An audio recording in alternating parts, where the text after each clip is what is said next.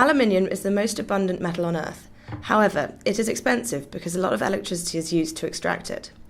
Aluminium conducts heat and electricity well, has a low density and does not corrode. This makes it very useful for aeroplanes, drinks cans, electricity cables and cooking pans. The aluminium ore is called bauxite. Bauxite is purified to yield aluminium oxide, which is a white powder. Aluminium is then extracted from the aluminium oxide. The aluminium is extracted by electrolysis. In this video, we are going to look at how aluminium is extracted using electrolysis. You should already know how electrolysis works. If you have forgotten, watch our video Electrolysis. How does it work, to refresh your memory. In electrolysis, ions need to pass through the electrolyte, and so the aluminium oxide must be made molten so that this can happen.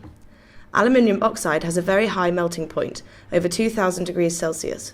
So instead of trying to melt it, the aluminium oxide is dissolved in molten cryolite.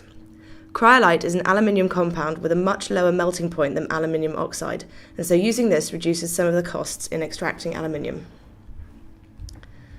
The steel case is coated with graphite, providing the negative cathode. The positive anodes are immersed in the molten cryolite and are also made of graphite. Remember that graphite is a form of carbon.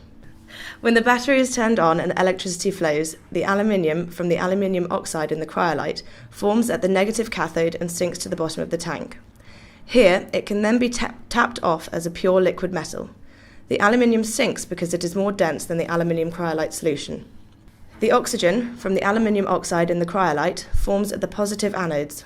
The oxygen reacts with the carbon of the graphite, forming carbon dioxide. The positive anode therefore burns away and needs replacing regularly. This is another reason for the extraction of the aluminium being so expensive. The overall reaction is aluminium oxide to aluminium plus oxygen. Let's have a quick look at the reactions at the electrodes. At the negative cathode, where the aluminium forms, the aluminium ions from the molten aluminium oxide cryolite solution are reduced. This means they gain electrons.